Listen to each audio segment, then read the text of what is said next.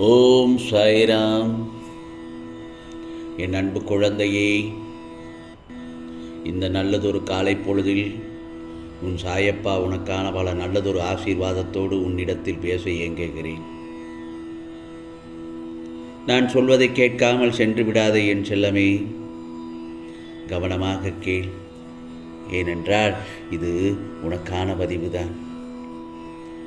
உன் வாழ்க்கையில் சில நினைவுகள், அது எல்லாம் மனதில் வடுவாய் அமர்ந்து ஆழ்ந்து அழுத்தி உன்னை மேலும் எந்த ஒரு சிந்தனைகளும் சிந்திக்க விடாமல் வேதனை என்னும் படுகுழியில் தள்ளி உன் வாழ்க்கையில் நீ முன்னேற வேண்டும் என்ற எண்ணத்திற்கு அது தடையாய் இருப்பதனால்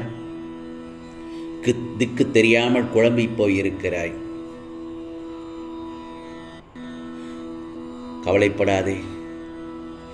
உன் எதிர்காலத்தை யோசித்து எடுத்துள்ள முடிவை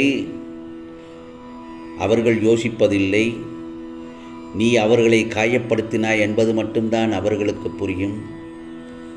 அவர்களுக்கான சூழ்நிலை புரிந்துதான் முடிவை நீ எடுத்தாய் என்பது அவர்களுக்கு புரியாது. ஆகவே அதையெல்லாம் எதிர்பார்த்தால் கடைசியில் நீதான் காயப்பட்டு நிற்பாய். நான் ஒன்று சொல்லட்டுமா என் செல்லமே? நம்மை நேசித்தவர்கள் தவறாக புரிந்து கொண்டார்கள் என்றுதானே நீ வேதனைப்படுகிறாய். கலங்கப்படாதே, கலங்காதே. உன் சாயப்பா உனக்காக நான் இருக்கிறேன். உன்னை நிச்சயம் முன்னேற வைத்து வெற்றி பெற வைப்பேன் என்பது சந்தேகமே இல்லை. என்னை முழுமையாக நம்பு என் செல்லமே. பொறுமையாக மட்டும் இரு. எல்லாவற்றையும் கடக்க உன் சாயப்பா நான் உதவுகிறேன். உன் மனதை மட்டும் என்னிடம் நிறுத்து. அமைதியாக இரு என் செல்லமே. ஏனென்றால் இது உனக்கான பதிவுதான்.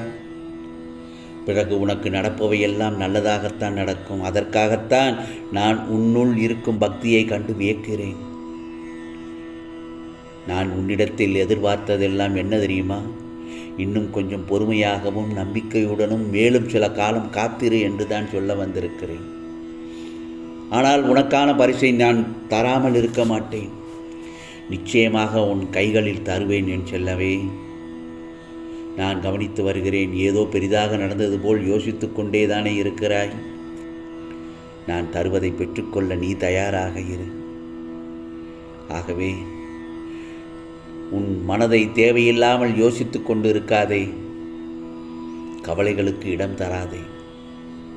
அப்படி என்னதான் நேர்ந்தது?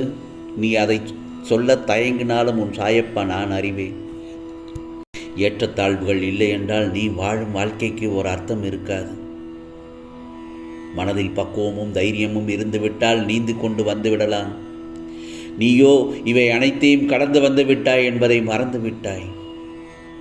என் செல்லமே, உன்னை கண்டிப்பதற்கு எனக்கு மட்டும்தான் உரிமை இருக்கிறது. கவலைப்படாமல் இரு. என்னை தாண்டி எதுவும் உனக்கு நான் நடக்க விட மாட்டேன்.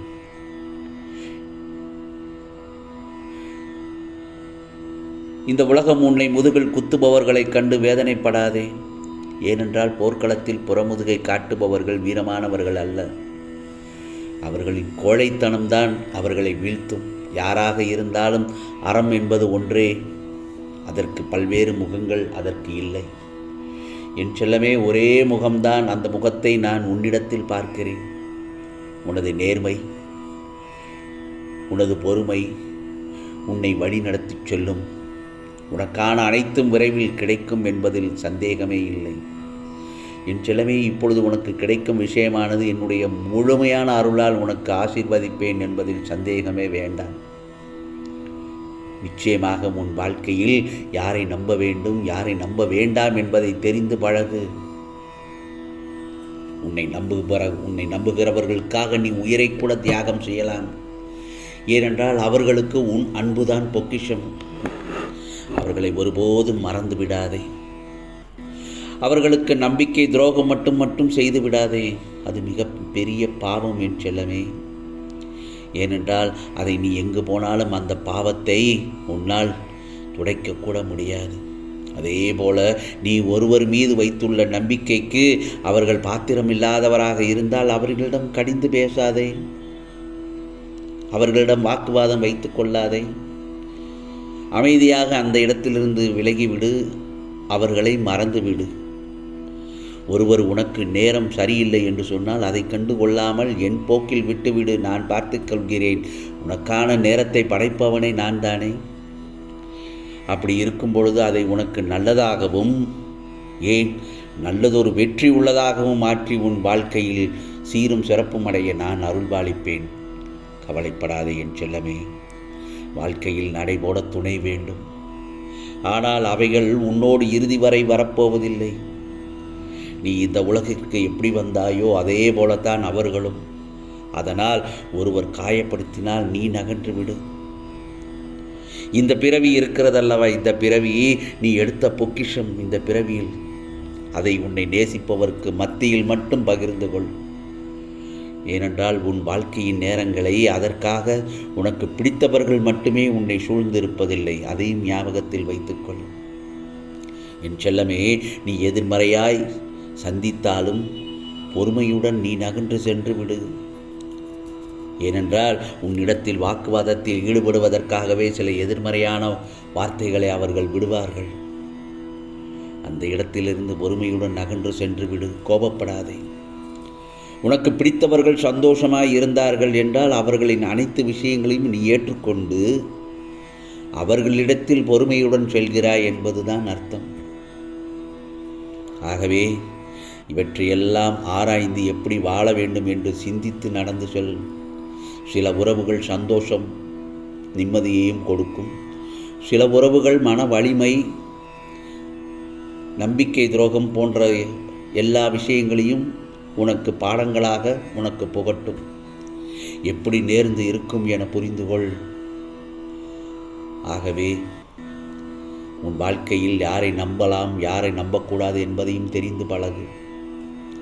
உன்னை நம்புபவர்களுக்கு நீ உயிரை கூட தியாகம் செய்யலாம். ஆகவே கவலைப்படாதே என் செல்லமே. இன்றைய பொழுது உனக்கு நல்ல பொழுதாக விடிந்திருக்கிறது. துவண்டு போகாதே. எது தோல்வி வரும்போது துவண்டு போகாதே. துன்பத்தை பெரிதாக நினைத்து இன்பத்தை இழந்து போகாதே. இன்று உனக்கு நிறைய வாய்ப்புகளும் காலங்களும் உள்ளன. அவற்றை உனக்கு சாதகமாக மாற்றிக்கொள்வதற்காகத்தான் உனக்காக சின்ன சின்ன சறுக்கள் என்பதை உணர்ந்து புத்துணர்ச்சியோடு எழுந்து நடமாடு என்று சொல்கிறேன் சாயப்பா.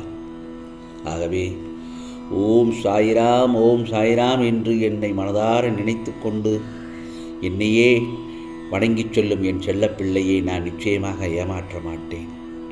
உனக்கானதெல்லாம் நிச்சயமாக நல்லதே நடக்கும், நல்லதே நடக்கும். ஓம் சாய்ராம், ஓம் சாய்ராம். ராம்ஜி அருள் கிடைக்கட்டும்.